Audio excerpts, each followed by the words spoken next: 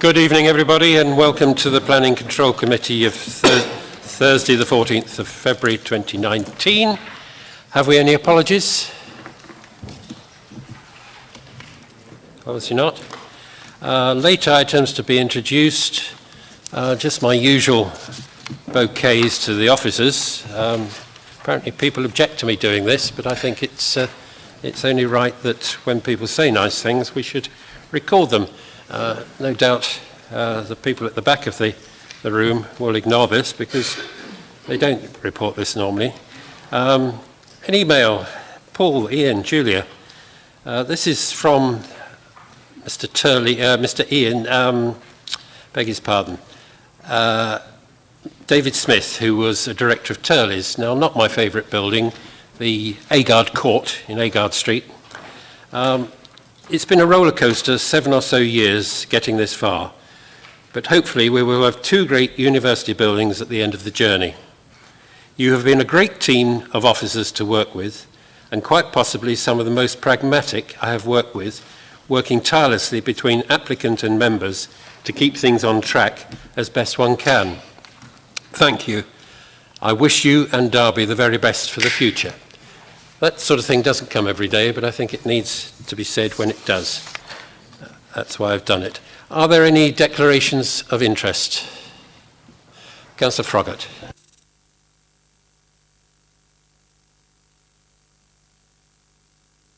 Yeah, that's not a declaration of interest, but fair enough if you want to say it. Minutes of the meeting held on the 10th of January 2019. Are they a true record? Thank you. Minutes of the meeting of the Conservation Area Advisory Committee held on the 6th of December. Noted, thank you. That takes us to appeal decisions, which Mr. Clark will take us through. Mr. Woodhead's taken that, sorry. Thank you, Chair.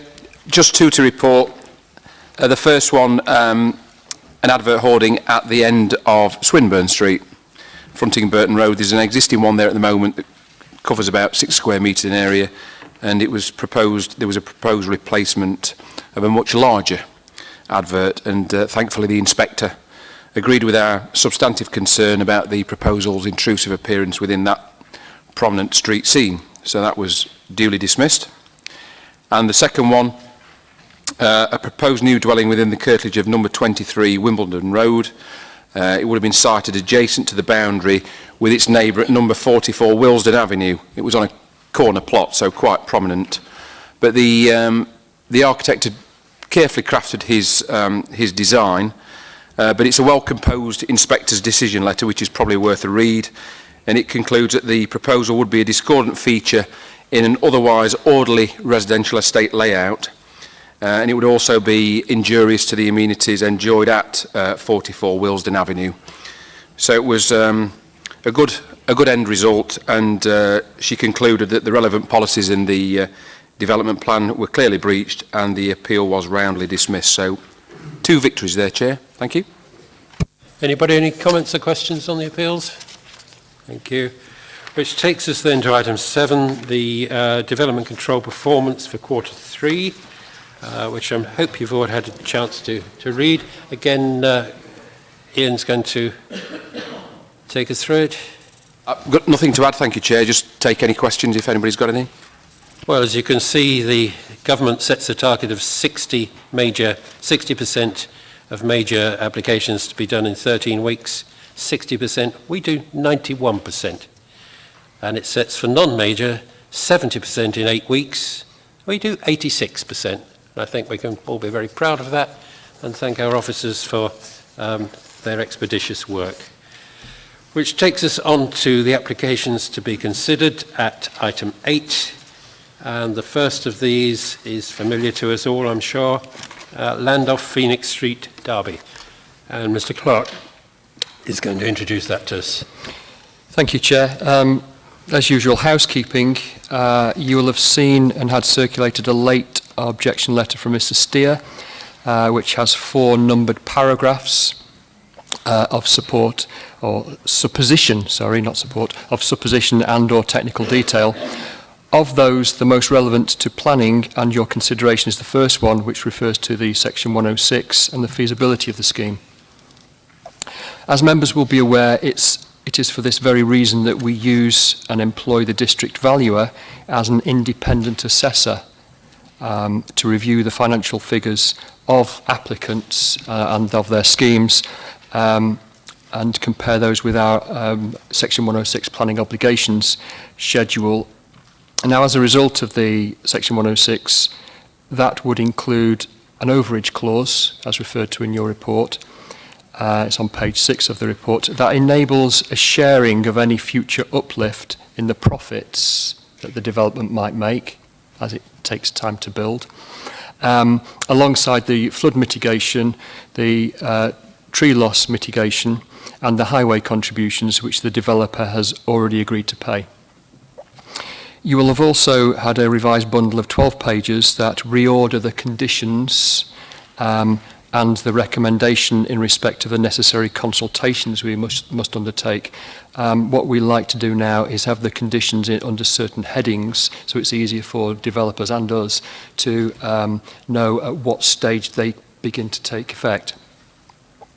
Following members' previous resolution to be minded to grant planning permission subject to, now this is in the minutes, overcoming reasons 3 and 4 of my recommendation for refusal relating to flooding and tree loss, in relation to agreement to the Section 106 and agreement to the appropriate conditions.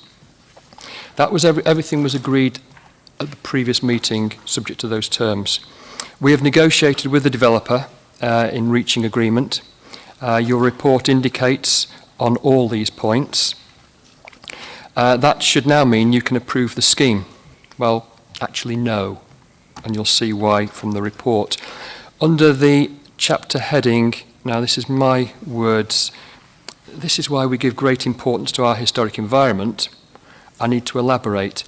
This is, and has turned out to be, a very interesting proposal that potentially could have wide-reaching implications for the city.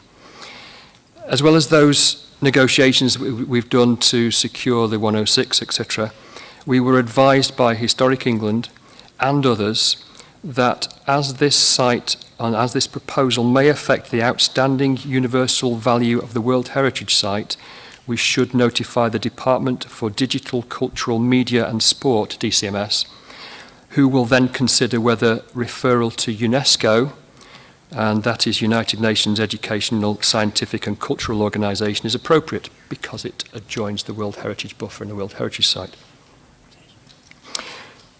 Now, following good practice, we've done this. We've notified DCMS, and they have now alerted, they've considered the application, the plans and the proposal. They've alerted UNESCO in writing about the proposal.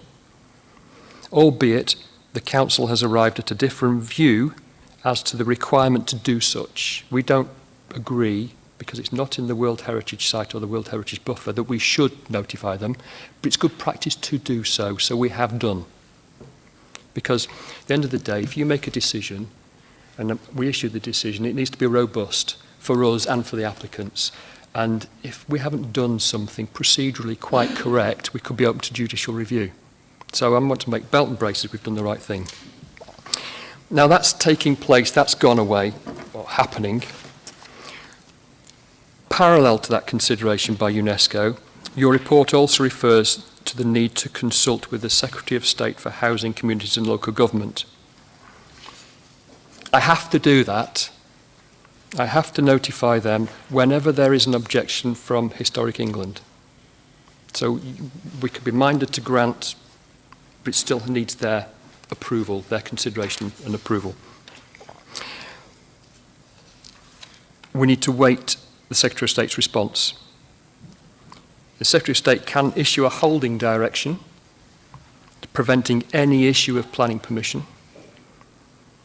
And reading between the lines, I think the Secretary of State, given the UNESCO flavour to these events, might just issue us with a direction.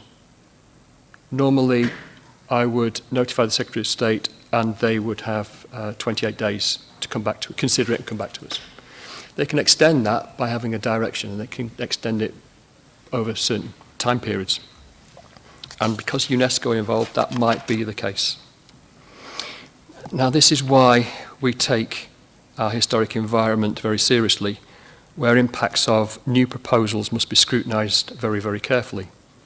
Decision-making can have far-reaching consequences, and the proposal that's now being considered by UNESCO, because it could affect, damage the outstanding universal value of the World Heritage Site. That said, your report is clear. Following the last committee meeting, the resolution was clear, and we're on that path to grant planning permission. So those outstanding elements have been successfully overcome that we didn't have last time. So if members are in agreement with this updated report, you can resolve to accept the Section 106, to accept the conditions, and then I will refer the application as required by our statutory duties due to the historic environment objection to the Secretary of State. Hopefully that's clear. But it's been really, engaging and understanding the nuances and the involvement from external parties. Thank you. Chair, you have two speakers.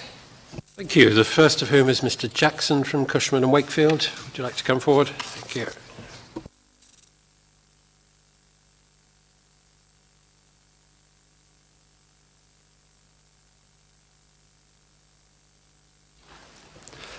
Thank you for the opportunity to speak this evening. We're extremely pleased that this committee has resolved that it is minded to grant planning permission for the proposed development, and accordingly, as outlined by your officers, the applicants continue to work collaboratively with your officers and other consultees to address all the outstanding concerns in advance of this committee. The applicant is agreeable to all the draft conditions set out in the committee report, and I'll briefly deal with each matter. The heads of terms of the Section 106 agreement have been amended to include a payment to mitigate the loss of trees resulting from the development of the site. The amount that has been agreed with your officers will ensure replacement trees are provided within the Riverside area. All other Section 106 obligations remain unchanged, as these were agreed with officers prior to the 10th of January committee, and these were informed by an independent audit of our development viability statement. The resilience measures proposed within the building ensure that the development is safe in respect of matters arising from flood risk.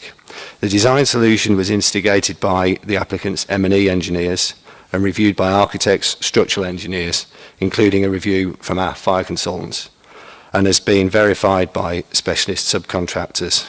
The measures have been agreed with your officers and by statutory consultees. The building has been designed with a focus on sustainability and high quality living space, and these elements have been improved. The proposal increases the number of PV cells contributing to the meeting the building's energy requirement. Electric vehicle charging points are provided on site, and the applicant has increased the number of secure cycle spaces to 76. The applicant is in discussion with Co-Wheels Club and e-bike scheme to encourage sustainable travel. The building also provides a gym, concierge, coffee area and residence lounge. Finally, the proposal aligns with your authority's strategic vision for the city centre as set out in the local plan and the city centre master plan. The proposal will deliver substantial benefits and result in less than substantial harm. The applicant is committed to working with Derby City Council throughout the project in order to deliver a first-class development for the city. Thank you for your time. Thank you, Mr. Jackson. Mr. Steer, I understand you're happy to stay where you are and speak. Thank you. Good evening, Chair, ladies and gentlemen. Section 7.3 of the committee report states, this scheme should make contributions towards affordable housing, flood mitigation, and so on, health and community facilities.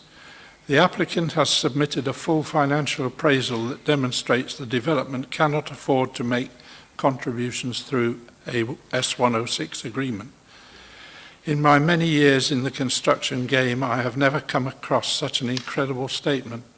My successful developer friends always told me that the cost typically for a block of flats was roughly 1/3 for the cost of the land, 1/3 to build, and the balance of 1/3 was profit and unknowns.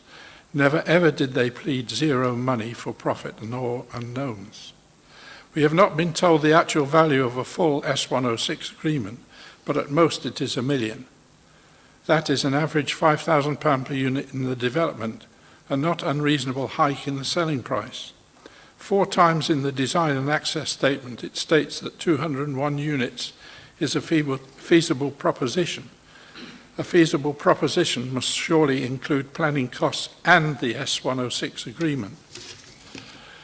The committee report says that it has been agreed that payments will be made for flood mitigation, safe access, etc., a relatively minor contribution when related to the full value. The report states that there will be a 50-50 share of any subsequent profits as a contribution towards the undercharge on the S106. If the applicant can, by creative accounting, confuse the district valuer and the council officers that the full 106 cannot be afforded, then one shudders to think what creative accounting could do to any possible future profit. The next question is, have Derby City Council exercised due diligence in bringing these S106 proposals forward? There are many questions with regard to the 50-50 agreement. Then cast your minds forward to future large-scale developments. Will a decision in favour of the officer's proposals create an unanswerable precedent? I ask you to reject this application on the grounds that there would otherwise be a significant loss in S106 contribution now and in the future. Dear. Mr. Clark, would you like to come back on any of the points raised by either of the speakers? Thank you, Chair. I think it's unfair to allege creative accounting without any basis. Whenever we, as a generality, whenever we get a planning application coming in for a major scheme, there are always likely to be viability issues. I can't afford to do that. We can't give that. It's a negotiation process. Now, if we want a fallback position to test the reliability of the applicant's statements, yeah, we don't trust them. Sorry. We don't trust them, so we want to get to the bottom of it. We employ the district valuer, an independent assessor, to assess exactly what is being put forward. And can it afford to give anything? Is there any margin that the development can give towards all those Section 106 requirements, the package of the suite of things that we look for? We've done that in this scheme. The district valuer said there isn't anything, there's no margin in there. They'll make a profit, but we allow them to make a profit, otherwise they're not going to do anything. And after that, there is nothing left in the package at the moment. But there might be in the future. There might be when this thing takes off, when they sold their last unit. That's why we're putting in this clawback mechanism so that we can share that profit, capped to the limit that we would ask for today, to all those Section 106 items. But they are providing money. They can't afford it, but they're also providing monies towards the loss of the trees that we were so concerned about. They're providing money towards the highway-related concerns, improvements. It's not much, but they're providing something. So out of the development package as a whole, they are actually providing us with some stuff. So that paragraph on page 6, the second one down, there's an awful lot behind that I have a specific team of officers, 2, 3, who deal with Section 106, deal with the negotiations, deal with the district valuer. And if we can't get to the bottom of the district valuer, who can we get to the bottom of? That's why we use the DV to help us understand what we're being told and whether that is reasonable or not. So the key, I think, just before it says where it says conclusion, the key there is that I've got comfort that we've, with the district valuer, pushed and got, there's something coming now, monies from the development, but in the future we have this robust overage clause so that we share those profits at some future stage. And we'll be seeing this more and more with development schemes as they come forward in the city. because the viability of these schemes is so marginal. Hopefully I've done that justice, Rosie. Thank you. Thank you. Can I just question, so if there's a profit eventually, the city would get 50% of that? That'd be 50% limited to what we would have asked for today. Right. So there'll be a set of numbers that on, I don't know, figure, and it won't go above that figure. So we can't have 50% of a complete profit, but we can have 50% of the maximum that we would ask for today. This would be money for Arboretum Ward, which includes the whole of the city centre. Do other authorities just take 50%, or is this something peculiar to Derby?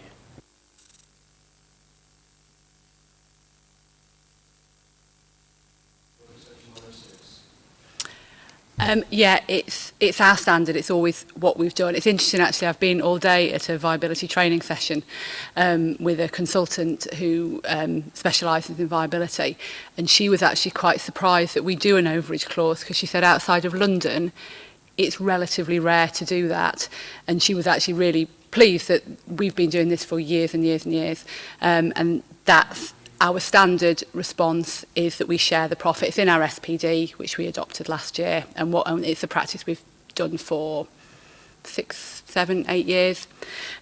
Just on the cap as well, if you're interested in the total level of the cap, it's just under 2.2 million. Thank you. I hope that clarifies it for other people who were a bit puzzled on that as well. Members of the committee. Councillor Kerr. Thank you. Could just starting on that point, I may have overlooked this, but looking in your supplementary sheets that we've had tonight, where does it actually refer to the overage clause? Because I can't see that in the recommendations. Chair, that's in the section 106, in the legal agreement itself. You mean it's not actually in our papers? It's on page 6. 6 of the old version? 6 of the new. Or 6 of the new? 6 of the old? 6 of the old, where it says,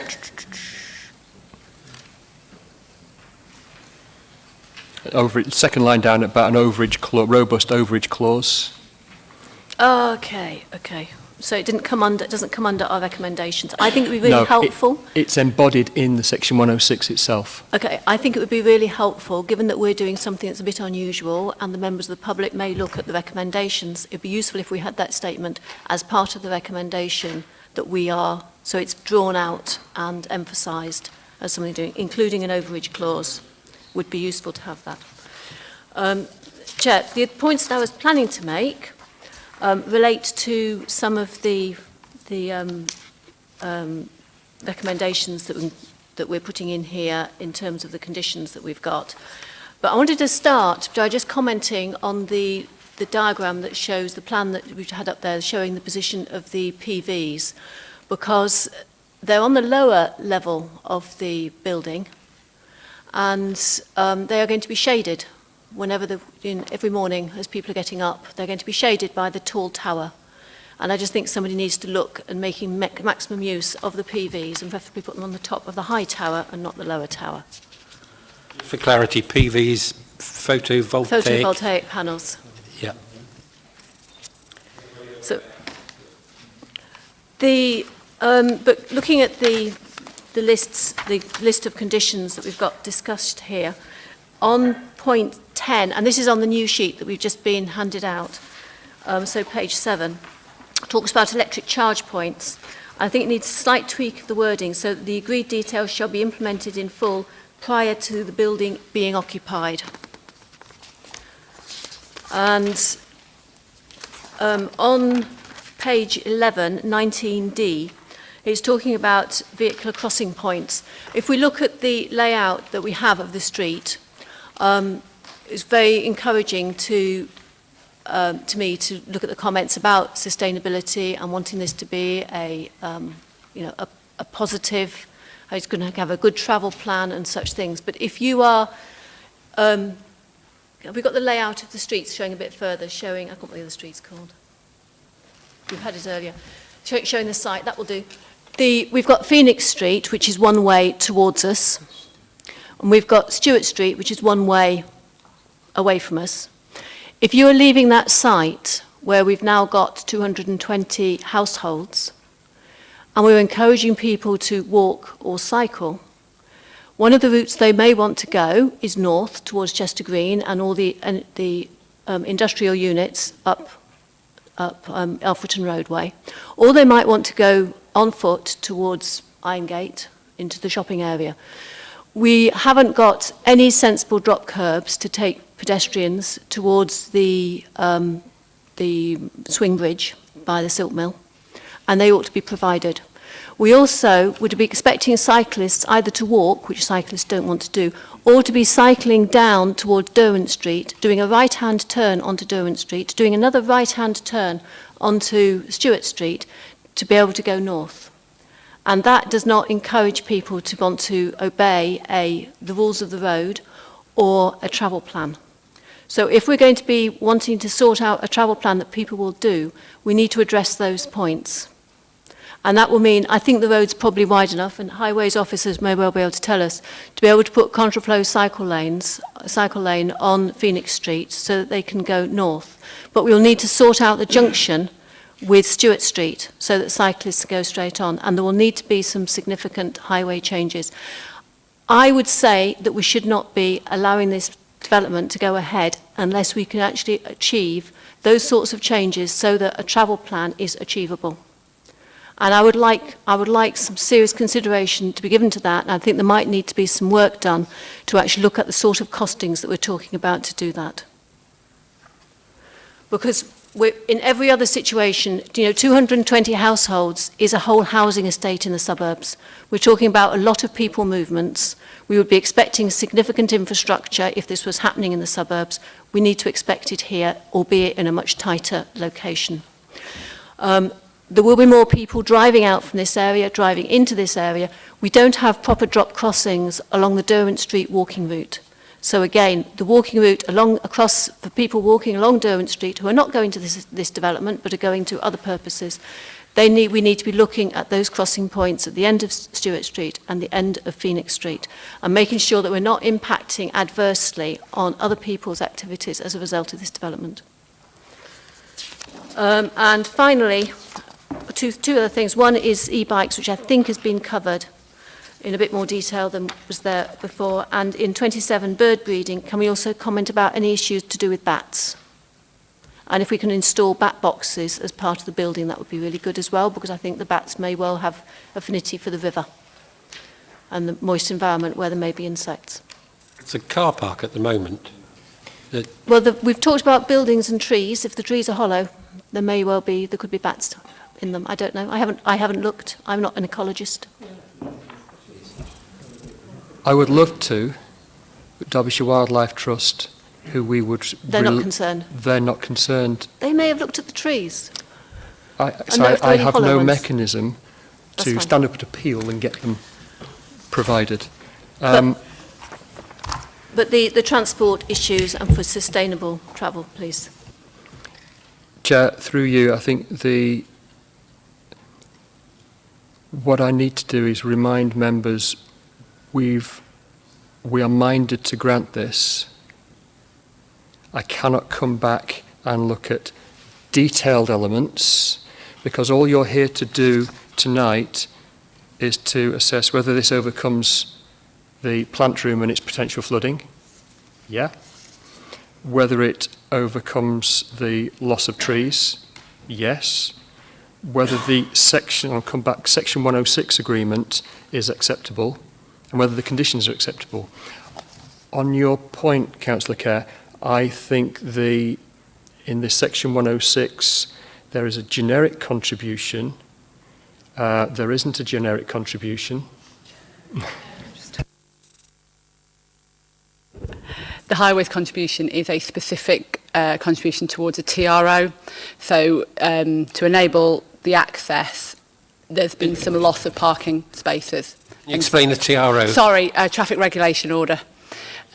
So because there's existing parking spaces there, there's some work that needs to be done in terms of changing the lining, signing, to get rid of those parking spaces to enable the access. So that it's a very specific sum of money. It's just over £6,000, and it's for the process of applying for the TRO. And then the works to be done afterwards. So it's got to be spent on that. It can't be spent on anything generic. So in other words, it's all about cars, to hell with pedestrians and cyclists.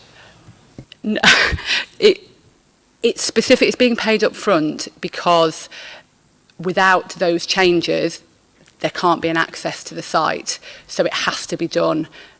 Everything else is an overage because the DV has shown that their report was correct. Councillor West. Sorry, you'd not finished. All right. Can I just make the point that at our last meeting, we were told that conditions would come back to us. If we'd had a condition here under 19 highways, condition E, that said there would be changes to local roads to facilitate pedestrian and cycle access to the site, to enable a travel plan to be achieved, a sustainable travel plan, or facilitate a sustainable travel plan, then we would have it. But we don't have a statement like that. We did not know what was going to be presented to us at our last meeting when people voted on this. So we work blind. This is like a blind Brexit. We were voting for something last time, we couldn't see it, and we're now told that we haven't got any choice. That doesn't, to me, seem fair. That if we can't achieve the facilities for a decent travel plan, it should be here as a priority in the same way. To me, it is more important than electric car charging. Chair, I'll try not to make a mess of this one. The conditions that we have in place relate back to what we think is reasonable, and also what the Highway Authority are requiring of this development. So I can add into that condition wording to the effect of a travel plan, but those additional specific works that Councillor Kerr is referring to are so specific, and the Highway Authority haven't said we need that. I've got no mechanism to require that being provided. So it might come out of a travel plan. It might come out of the developer looking at the situation and think, yes, Councillor Kerr was right at the meeting. However, I've got no mechanism to require it apart from adding some standard wording about requiring a travel plan being provided under condition 19 under E. And my fallback is it's because I've got nothing from the Highway Authority that requires such. Highway Authority are happy with this scheme. And obviously, if we end up to put a public inquiry or an appeal, I have to be able to demonstrate where I've got these conditions from. Where's the reasoning? It's all right, it's easy to write a condition, it's the reasoning and the justification behind it, and I've got no justification because the technical support isn't there from the Highway Authority. Thank you. Isn't there a compromise between all this, just to put in a condition that they must submit a travel plan, the details of which would obviously be negotiated at a later date? Could that not be done? Would that satisfy you, Councillor Kerr? I would like a little bit more than that. I think it should be, if we can put in some additional words, that there should be a travel plan and reasonable local changes to facilitate it, I think would be helpful. Whether a TRO is able to include the looking at a contraflow lane at the same time, I don't know. But okay, there is a condition, travel plans submitted, which is number 29 on page 17 of the old report. Chair, there was mention of a travel plan. Sorry? It's the infrastructure changes to facilitate the travel plan, the aims of the travel plan, is what is not there under 19.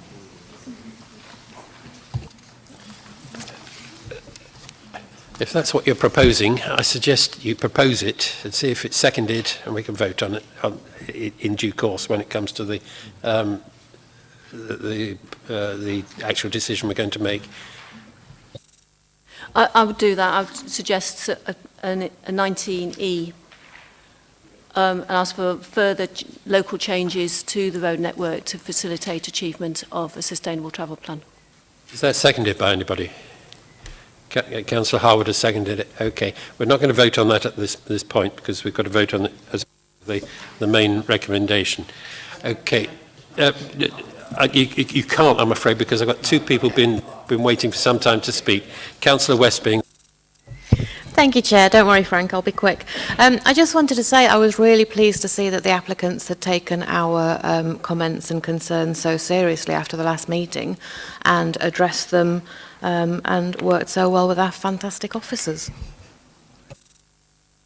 Agree with you on something. Okay. Councillor Rawson. Thank you, Chair.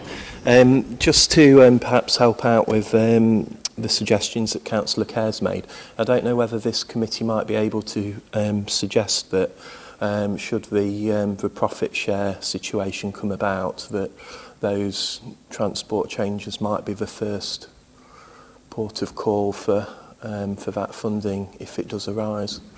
I don't know the legalities of that. I don't think we can start saying the priorities that the councillors for Arboretum Ward will want and in their, to that detail, but I think people have heard what you say, Councillor Ross, and I think it's reasonable. Councillor Park. Thank you, Chair. Just some clarification on the overage agreement. That's obviously something that's going to be in the future. What's the legal position if, say, the current developers go financially under, somebody else takes it on, and then somebody else takes it on? In a few years' time, where do we stand with that overage agreement? Thank you. Yes, with Section 106 agreements, they actually attach to successors. So it's the owner of the site, whoever that is, whether it's the present one or the future one, they'll all be bound by the actual terms of the overage provisions.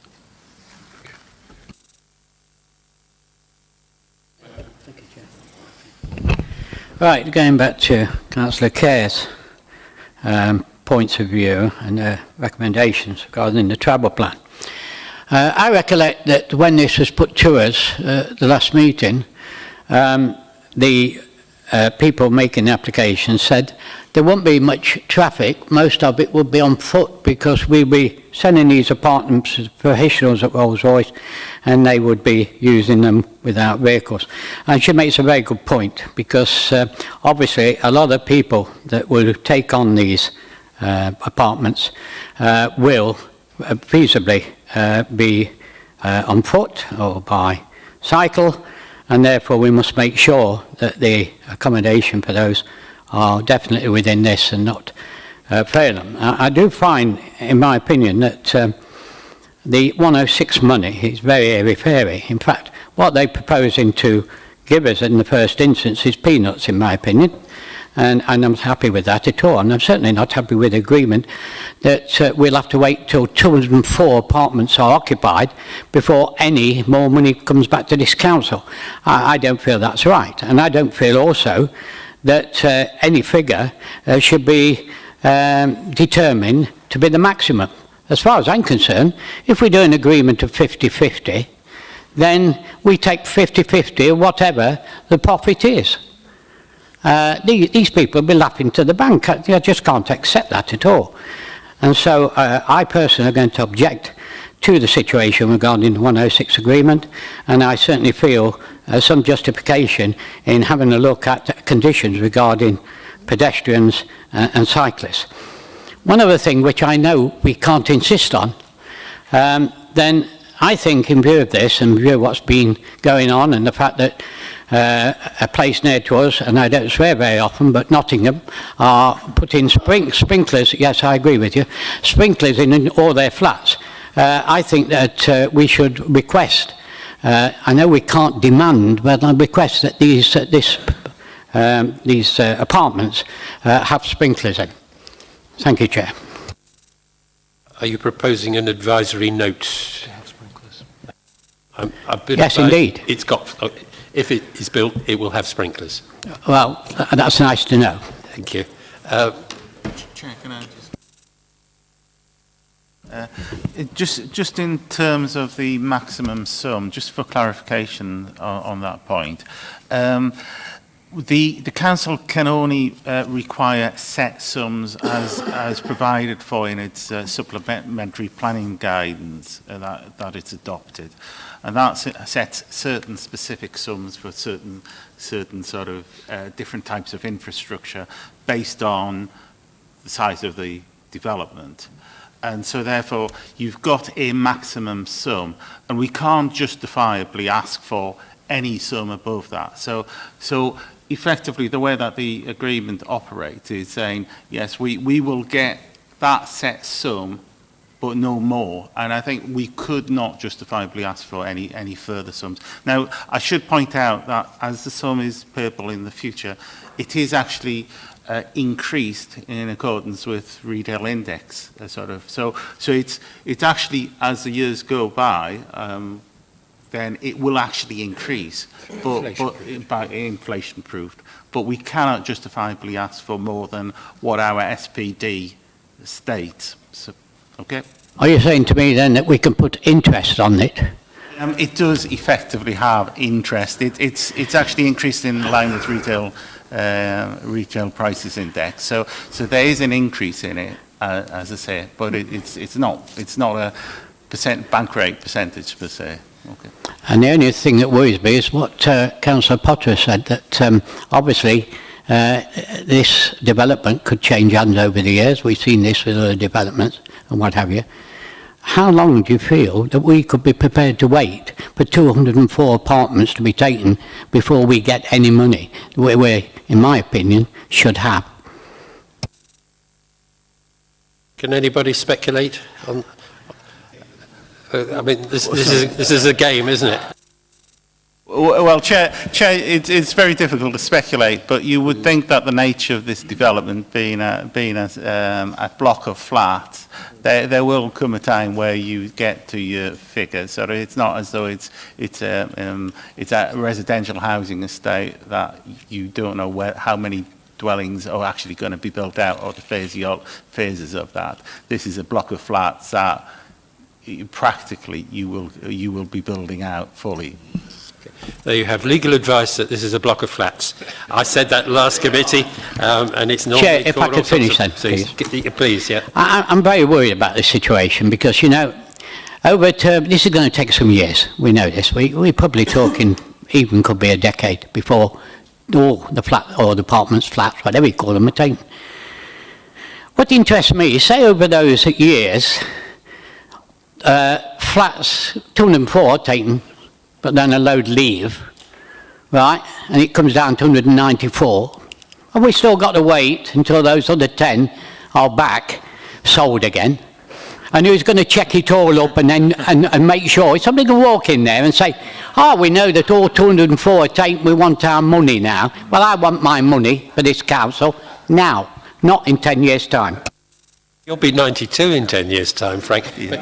I think we're probably sorry, Chair. I think we're probably getting into the technicalities of drafting, but basically what we say is that it's first occupation of the unit. So once that counts, once it's occupied, it doesn't matter whether it becomes empty or not. It's counted in the figures. We do draft these very carefully, so you can be assured of that.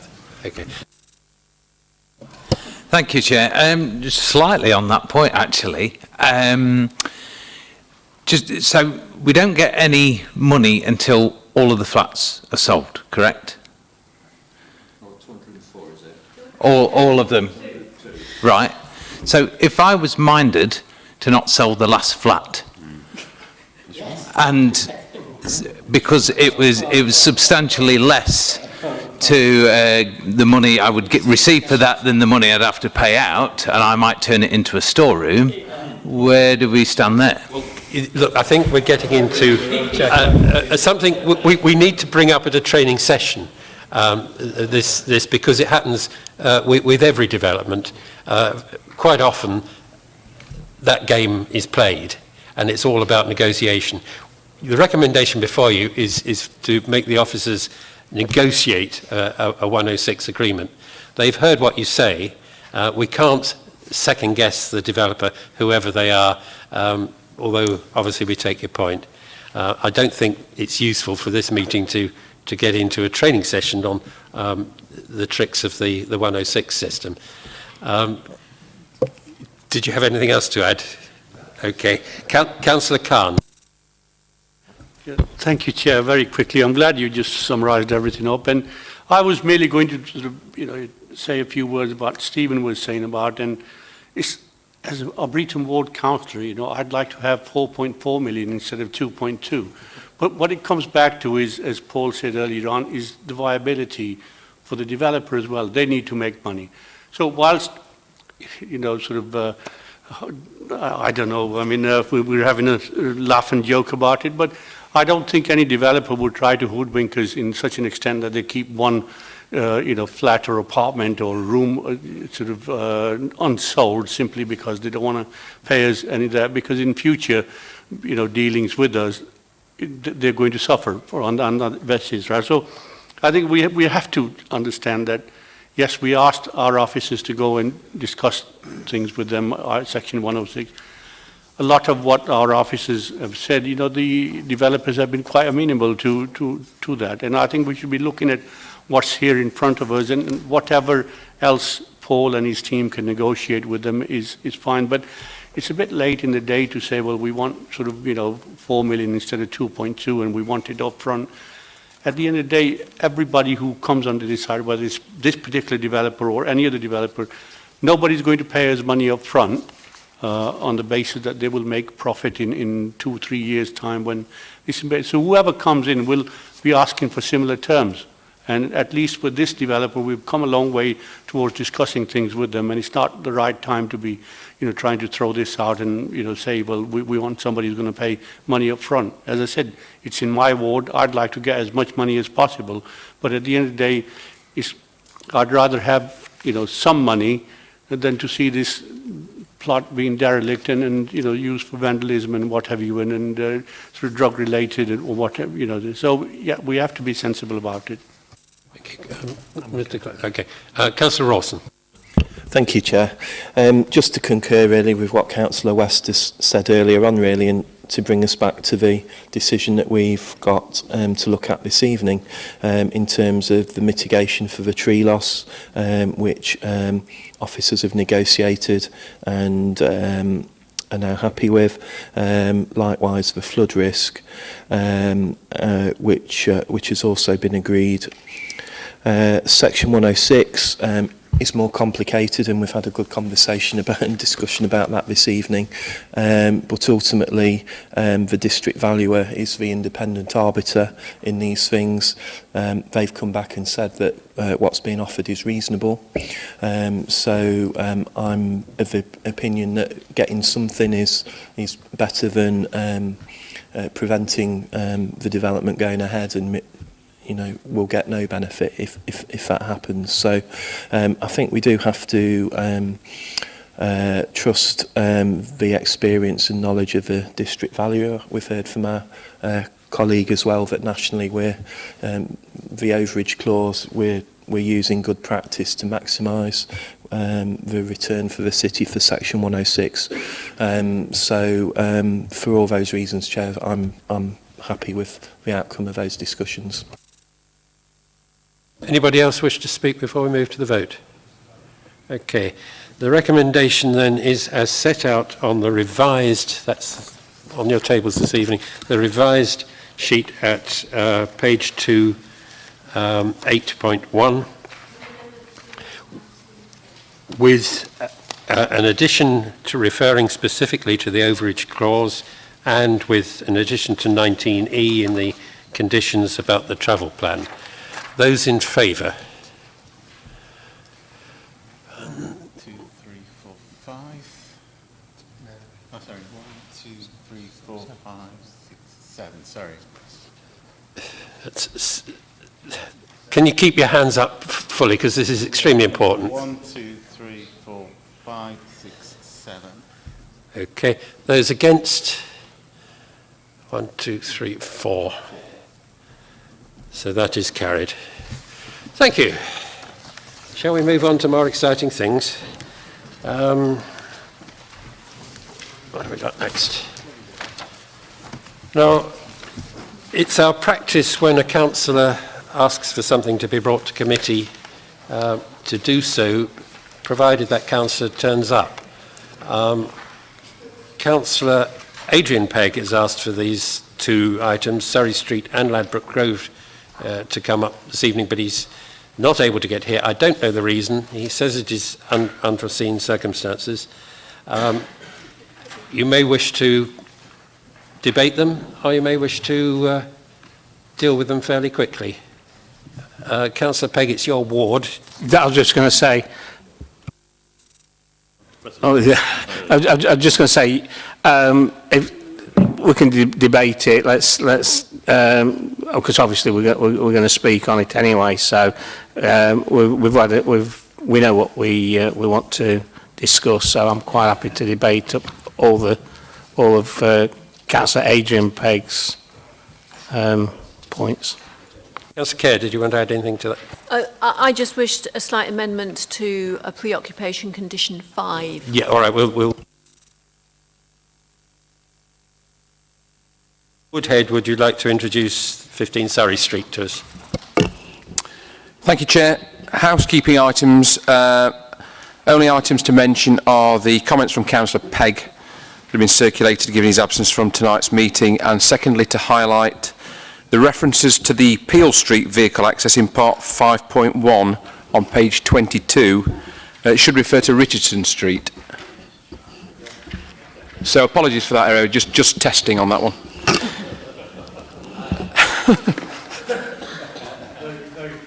Yes. Main report, Chair. I've nothing of substance to add and would refer members to the summary of reasons in part 8.2 of your report for recommending that permission be granted with conditions. I think this neatly sums up why permission should be granted. There are no highways objections to the proposal, and the rather unusual rear vehicle access arrangements would provide a discrete level of off-street parking for the benefit of those future occupants. Also, the removal of the ground floor hot food takeaway with the associated rather unsightly rear extraction flue, I think would potentially improve matters all round for existing residents. Chair, I do promote the recommendation and suggest that there are no valid planning reasons to withhold permission. Thank you. Members of the committee? Councillor Pegg? Thank you, Chair. Yes, this is an ongoing saga in that area, and it's just getting beyond. In actual fact, I don't believe that there's enough room down that sideways there to get a decent-sized vehicle down. And once you get to the bottom, it'll be extremely difficult for 4 vehicles to even turn around and get out of the site. It is really, really tight down there. We're getting HMSOs in the area that are. I know it's probably not relevant to the planning, but we've got to the stage where the roads are absolutely chocker. It's a safety issue for us in that area, with the children attending Ashgate School and so on and so forth. And it is a major, major concern that we've just been inundated with these HMSOs, and there's got to be a switch-off point at some point, because of the traffic congestion in the area. It is a rat run round there. People are cutting through there to get onto Ashburn Road. To get off Ashburn Road to avoid Markeaton Island, they're cutting up onto Surrey Street, Bass Street and everywhere. And we have got congestion continuously.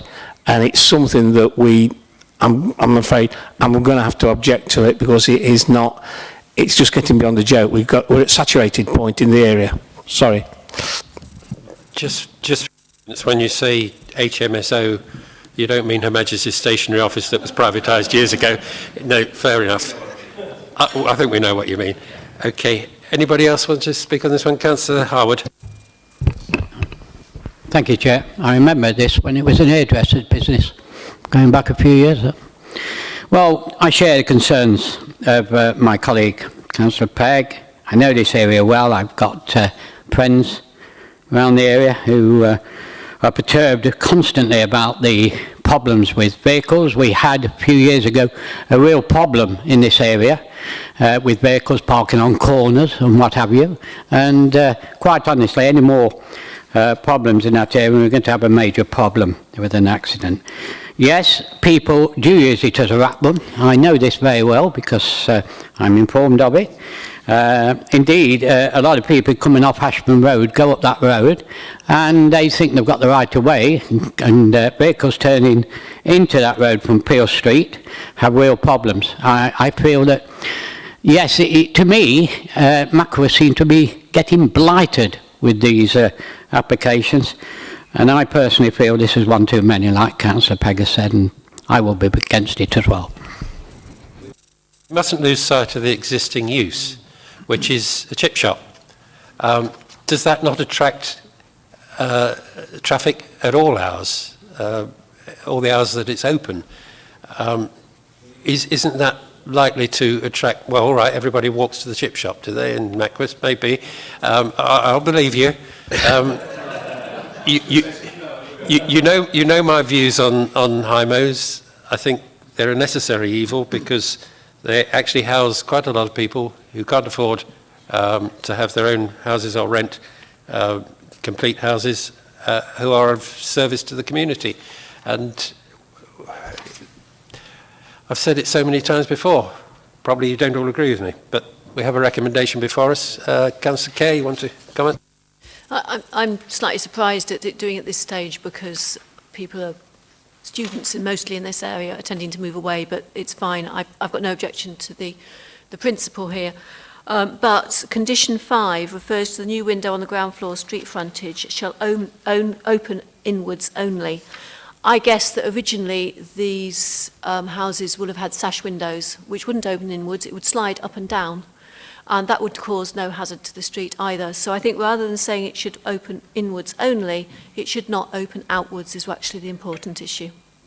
So it's a minor point, but if we ever wanted to reinstate a street here with sash windows, I don't want it to be prevented from doing so.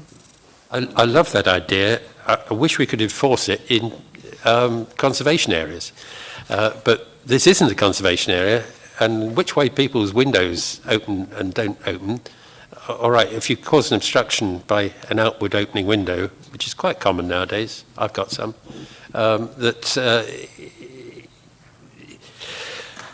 you can't enforce it. It's impossible. Can't we just leave the recommendation as is?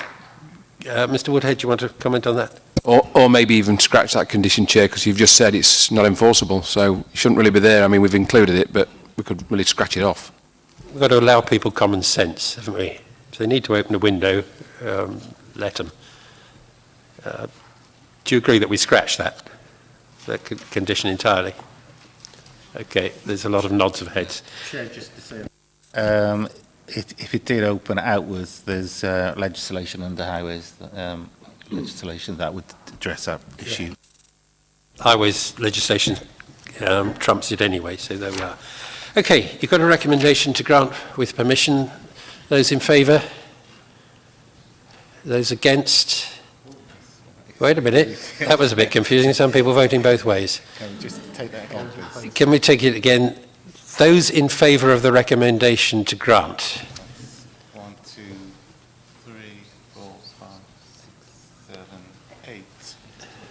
8, okay. Those against? Which is 4, 5. 5, so that is carried. Permission is granted conditionally. Okay, which takes us to the next one in Mackworth, 13 and 15 Ladbroke Gardens. Sarah, you can tell us. Thank you. Thank you, Chair. Just to repeat what Ian said about the Councillor Pegg has also sent a further objection into this one, which has been circulated, but he's not able to speak at the meeting.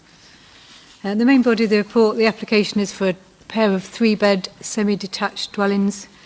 The proposals for conversion of the ground floor of number 13 into a 1-bedroom flat with minor external alterations to windows and doors and amendments to the rear curtilage to form a vehicular access. The scheme also involves internal alterations to the first floor, number 13, and adjoining dwelling at number 15 by knocking through the first floor to provide additional accommodation for the existing dwelling. that these works are permitted development and not part of this application. Objections have been received from neighbours and ward councillors primarily concerned with the loss of the three-bedroom dwelling. This is not specifically a material planning consideration, but the proposed works are to address a specific housing need. It would meets the requirements of a larger family who currently live in the house and need extra bedrooms, and there also a local housing need for one-bedroom flats. No objections have been raised by the Highways Officer to the flat, and we feel that they are acceptable in terms of visual and residential amenity, so we're therefore recommending approval. This strikes me as an incredibly sensible thing that Derby Homes have done. They've got a problem, they've found an answer, and they've proposed it. Councillor Froggatt. As we've said, it's not in the rules that we can put in the housing stock excuse, but what I would like to see in conditions is some sort of soundproofing on the ceiling and the adjoining walls, because I live in an ex-council house and trust me, they are not soundproof whatsoever. I think that's reasonable. Yep. And that seems to be agreed. Councillor Kerr. I support that as well. I wasn't sure whether it was a planning issue, although it would deal with the amenity of the homes, or whether it was actually a building control issue, which I'm not sure it would be because it's already an existing building. But I think it's very important. Certainly agree with that. Everybody, Councillor Pegg. I'm probably going to be the odd one out here. Basically, there's plenty of room to build on at the back of this property. In fact, there's lots of room to build on at the back of the property. And to me, we're desperate for three-bedroom properties throughout this city. They're crying out for it. And to put as I was told by Derby Homes, who are doing the property, to put a vulnerable person in a ground floor flat where you've got family either side and running across them, that will happen with children, whatever the case may be. It is going to be trouble without a doubt. And as local councillors, we're going to end up picking up the complaints about this and everything else. As I say, in my opinion, they can build way out at the back of the property. As you can see there, you can see the length of the property. It goes on to a private road, basically, that just leads up to the garages, so it's not going to obstruct anybody at all. There's about 3 or 4 vehicles. There's 1, 2, there's a white van, a red van in the garden at number 13, so you can see that they've got the length to build out and to make the property exactly what is required. And to me, it will be, well, it's a retrograde step to get rid of a 3-bedroom property that we are desperate for in the area. And basically that's it. As I say, and to put a person in a flat below who will have children running at the side of them and over the top of them in the bedrooms, I tell you what, I wouldn't like to live there on a wooden floor. We get enough complaints from the flats that exist already with the noise from people below. In fact, Derby Homes have even recommended that they, now that tenants do not put laminate floorings in, they put carpeting, and this on a wooden floor is not going to be, no matter how much insulation you put in there, on a standard wooden household floor, it is not going to deaden any sound whatsoever, and I'm against it. I hear what you say, but this is a planning committee with a planning application in front of us, not a housing committee with a number of choices before us, which Derby Homes has got. It's up to Derby Homes to act as a good landlord, and my information is they're a very good landlord. But I can't see as a planning committee we can refuse it on the grounds that they ought to have done something else. Although I hear what you say. Anybody else wish to speak on this? Councillor Kerr. Can I just comment on the fact that the principal entrance to number 13 is relocated to the back of the building? And I'm just thinking that could actually be quite difficult, particularly as they're then showing that the timber, the back gates, rather than getting access off the driveway. I just think it may not work very well. and maybe pass that as a thought back. I don't think it's something we can control. Again, it's a matter for the managers of Derby Homes to come up with that sort of detail, just like any other landlord, I would have thought. Do you wish to add anything, Mr. Clark? I was only going to butt in and say this is a flat, a ground floor flat. Is it acceptable or not? In use terms, in principle, surely it's got to be acceptable in a residential area, in a residential property, and this is a creation of the ground floor into a flat to meet a specific need. Thank you, Chair. Thank you. Your recommendation in front of you to grant permission with conditions. Those in favour? Okay. 2, 3, 4, 5, 6, 7, 8, 9. Against? 3. Planning permission is granted with conditions. Which brings us to Shelton Junior and Infant School, Carlton Avenue, Shelton Lock. This again has been brought by a councillor, and you're declaring an interest. Okay. Oh no, you're not. Let's get this clear. What you're doing is speaking as a ward councillor. Is that correct, Councillor McChrystal? You're speaking as a ward councillor. You're speaking as a ward councillor as opposed to a member of the committee. Is that correct? Correct. Thank you. Can we have the officer's introduction though first? Sarah Klein.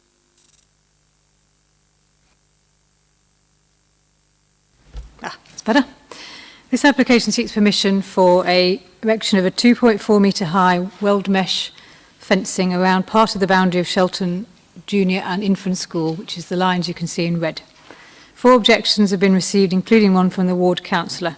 Main concerns are relating to the height and oppressive impact of the fence perceived on adjacent residents who are around the school.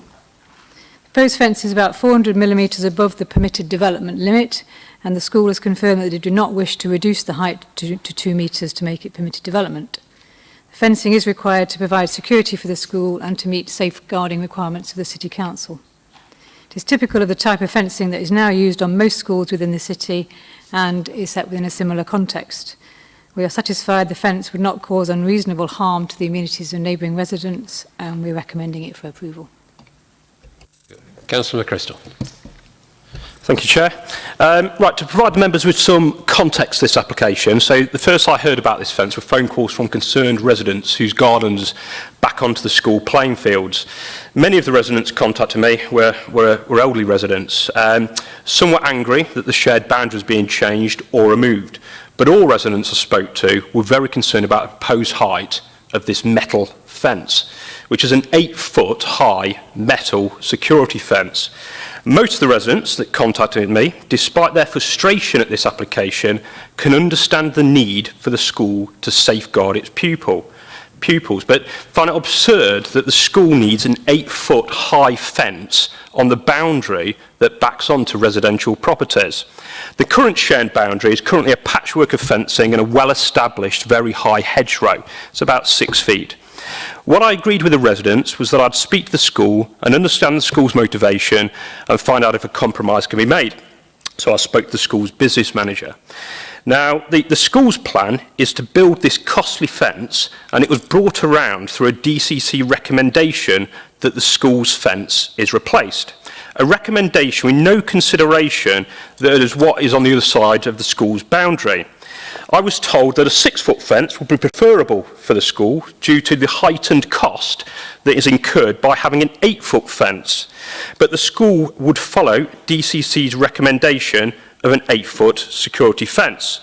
To put the proposed 8-foot security fence into context, as you can see from the picture, it's a metal security fence which is designed to be difficult to climb. They're used by schools, hospitals, or even you can even find them on military bases. They have no footings, no points to get a grip with your hand. The fence flexes as you try to climb it, making it really difficult to scale. I can just about accept one of these 8-foot fences on a school boundary that backs onto a public highway, though a 6-foot fence would probably do the same job. The report is written as though this height of this fence is the norm. Littleover does not share a boundary with Household Gardens, nor does Ashcroft Primary. Simfin Primary, I presume, is meant to be Cotton Farm Primary School, shares a very small boundary with very few properties, gardens. I sense, including the nurseries, the report seems to scrape the barrel to try and find the height of this proposed fence. For every school cited on this report, I can name 5 that don't have an 8-foot fence around its perimeter. The report says I'm satisfied this would not appear out of context in its location, which is unbelievable. This isn't an army barracks, it's a school in the middle of a residential development. Of course it's going to look out of place. It's an 8-foot high metal fence. Would anyone here, and this is to the members, want this at the bottom of their garden? That's the question you need to ask yourselves. Do you really think 2 feet will really enhance the security of the school? Do the school a favour, let them save some money on their capital budget.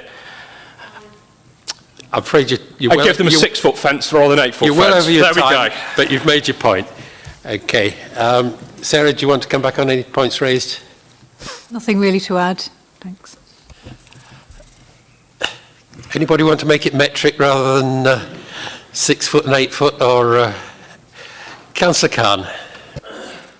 Well, thank you, Chair. I mean, having sort of been a former pupil of this school, I don't really see the need, as Councillor McChrystal said, to having a 8-foot fence on a junior infant school. I mean, what are these kids going to do? Climb over it and go into somebody's back garden or whatever?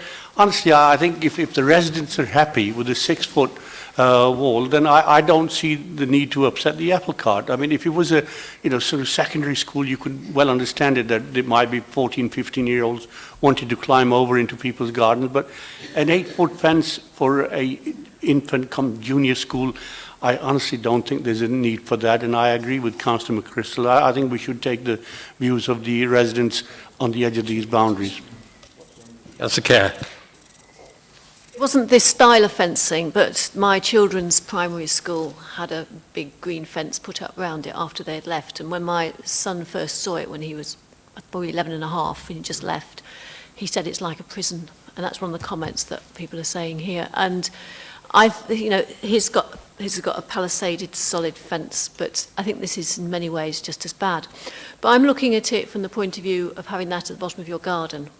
If you wanted to get over it, to be able to be a threat to the children in some way, it would be quite practical to put a step ladder up and drop yourself down the other side, whether it was a 6-foot or 8-foot fence.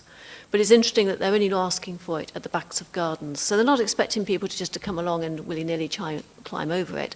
It's some sort of perceived threat from having residents next to your school. And I think that is really sad.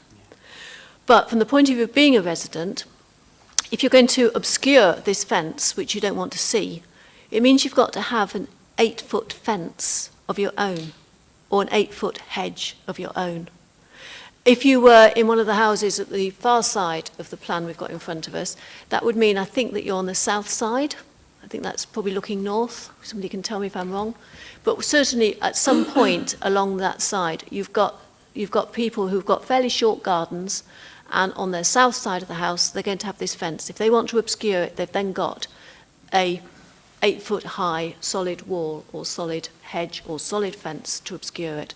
And I don't want to impose that on people. So I'm with the view that in this situation, for this community, I haven't got the evidence that we ought to be saying 8 foot is required. It's this council that's saying 2.4 metres as a safeguarding issue. Yeah, we're all being nostalgic about when we were at school, but things have changed, and that's the professional view of this council, that it should be 2.4.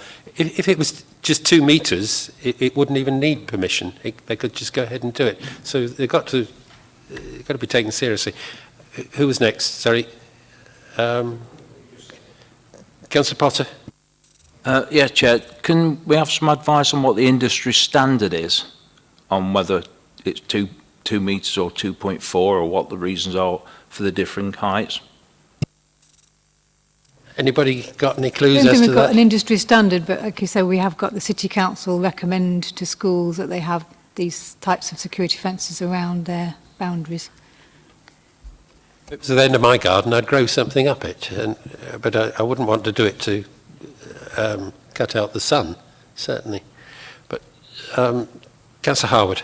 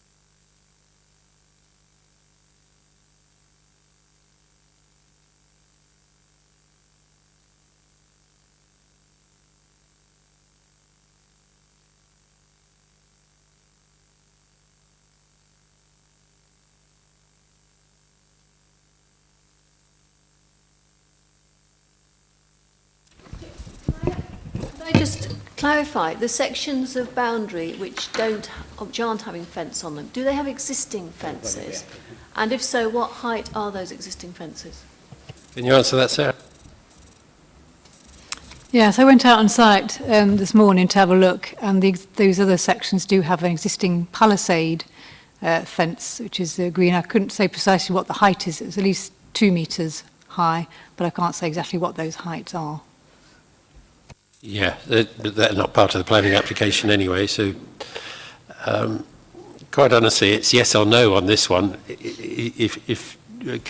Councillor West? Thank you, Chair. Just a query.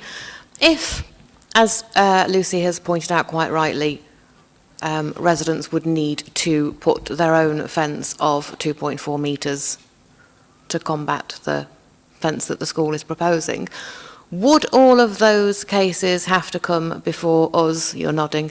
I'm going to ask it anyway. So that we would have to approve each individual case for those residents to put up a fence that was 2.4 metres high to combat the view of the metal fence? The answer is? If they ask the question, I'd tell them, yes, you need to make a planning application. But they might not make a planning application and just do it. Down because the council said it was dangerous, so I grew one. Anyway, Councillor Kerr. I'm just wondering whether I suspect if there isn't we haven't got information here of a previous application for boundary fences which would be presumably have been told about if the ones which aren't red lines, they would have had to apply for approval and therefore it would have flagged up and told us that they had applied. So therefore I'm going to assume that those are 6 foot, 2 metre fences. Can I recommend that we would permit the fences of the same height of the existing boundary fences they have in the bits where they're not wanting, and therefore make it to the same height? Chair, one, that's not before us, and you wouldn't be permitting a 2 metre high fence because it's permitted development anyway. So you either make a decision on this one, well, you make a decision on this one, yes or no. I think is the answer. I think it's quite straightforward, isn't it? There's a recommendation to grant planning permission with conditions for a 2.4 metre fence. Those in favour of that? So, oh, beg your pardon, Councillor. Thank you, Chair. I want to reiterate a few points, and I know some may not be relevant, but the DCC need to really reassess their assessments of risk. I know we've all can remember things like the Dunblane disaster from 25 odd years ago, and nobody wants a maniac around the school with a weapon, a knife or whatever. But I do think they need to reassess the risk. I mean, how many times has that boundary been breached at that school? I mean, that should be relevant in the risk assessment. And if it's never been breached and to the back of those gardens or once in the last 10 years, then why the hell do they need something like this, 8 foot tall, 2.4 metres? It's not as secure as you think. There's techniques that SAS and others use, and it's common knowledge if you want to look. And those wire fences with the squares, there's techniques you can use with scotch tape and wood and a few nails, and you can scale it easily. very easily. So if I was determined, I could scale that fence. I could scale that probably easier than a 6-foot palisaded metal fence. So that's a real concern. I'm dead serious there. If I was determined and I've got a weapon, I could scale that. I'd have no problem. I'm not saying I am, and I'm certainly not. And the point about the view, it does look like a prison. Is that what we're trying to show our children? That you're in danger. You're in danger. That's what it portrays. And I think it's so sorry if we've got to go down that road. There is an increased risk from putting a fence up like that as well. Oh, bear in mind I've walked through the main gate to get in, and if I've got this automatic weapon, and the children all go out the back, they're all herded into the back of there, and they can't get over that. And they're herded into a corner over the back of there. So you've got an increased risk there, albeit very small.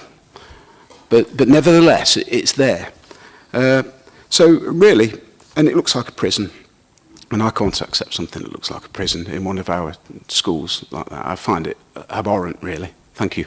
There does seem to be a consensus. If you believe Donald Trump, he says that teachers should have guns anyway, so but perhaps better not go that far.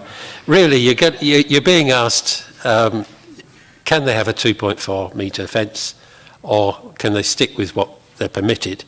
But don't forget, from the point of view of the school governors, they're going to see one department of the City Council saying, put up a fence, and another department of the City Council saying, no, you can't. But that's one for the ward councillors, I think, to sort out. Okay. Councillor Evans. Sorry, Chair, that's hence why the DCC need to reassess their risk assessments for schools. Seriously. Councillor Khan.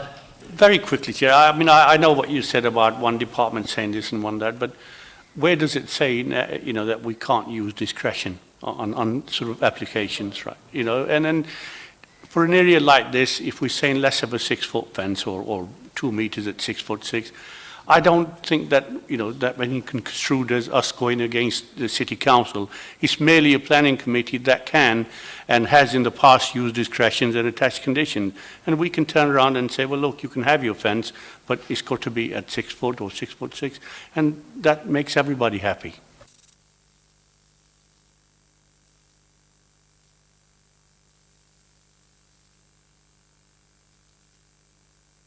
Is there anybody in favour of the recommendation?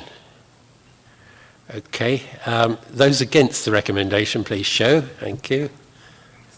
All right. So that is, the recommendation is defeated. Would somebody like to... Well, we don't need to do anything, do we? Because they don't need permission to have an existing fence. We've just denied them the right. Do we have to do anything substantive to stop them? So, which I assume is the amenity issues on the residents. Yep. Everybody happy with that? And that we refer this to the department that's telling them they ought to. Because when we make this decision, we're making a precedent for an awful lot of schools all over the city. And I think that needs to go back to children and young people, presumably. Councillor Harwood? I think you're right in saying that the ward council has intimated that the residents would be happy with a 6-foot fence, point I made earlier. Well, they're actually allowed 2 metres, which is 6'6", so as we all are. Okay. I think it's quite clear where we stand with that one. Thanks very much. That concludes the applications. If we go on to potential future site visits, already on this list that you want to go to, Arborfield Lodge, Uttoxeter New Road. I think we all know where that is. 36 Agard Street. That's one of those. We all know where Agard Street is. Okay, no takers.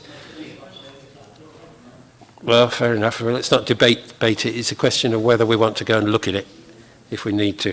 59 Wilkins Drive. Again, we can look at that from the street, presumably. The Portland Hotel. Many happy hours in there in the past. It's not open, unfortunately, so no. Speak up if you feel we need to visit these before we make a decision. And Ascot Drive, the fire station becoming a police station. Do we need to look at that? Yeah.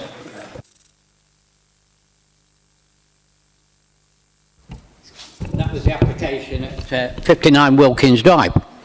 I feel, in view of what they're proposing to have, and there's only a bungalow being demolition, okay, but they're proposing to put 3 bungalows on there and 12 apartments. By golly, it must be a big patch for one bungalow. I'd like to see that. I think I'd like a site visit on that one. You can say, Chair, if you want me to go yourself, Frank, but... We can all go and see it from the road with the plans, but does anybody want to have an official one with officers there?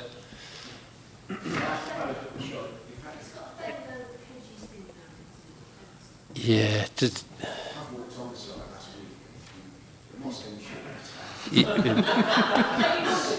Point is, it's been proposed that we have an official site visit. Is that seconded? Sorry, Frank, it isn't. Okay. Yeah, but you can all go.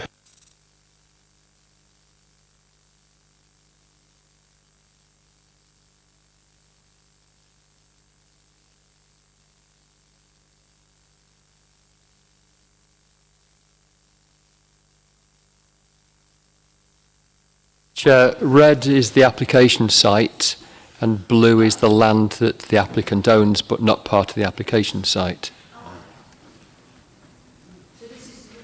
So, yes, so you're looking at the land edged red where they're proposing to combine the fire service with the police service. It's a new extension of the existing fire station to accommodate an extension to the and create a new police station. New building. Have you got a floor plan? No, do you want me to? Come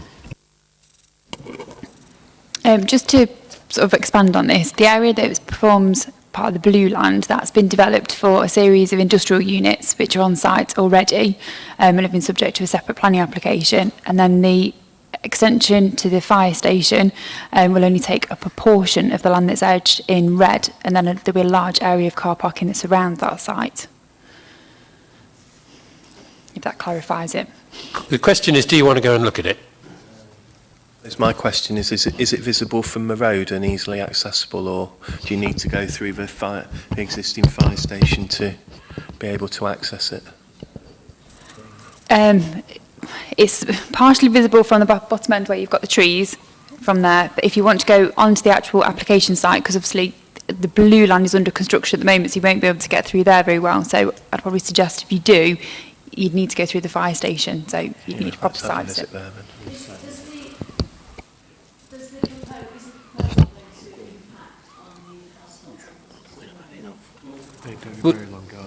Yeah. I think it sounds like we need to go and see that, don't we? Yeah. Shall we have a site visit? Wilkins Drive is just around the corner, isn't it? Is that Wilkins Drive? So we could do the two together. Okay. Okay, let's organise that. Which concludes the business. Thank you very much. It's only 7:30. Thank you. Good night.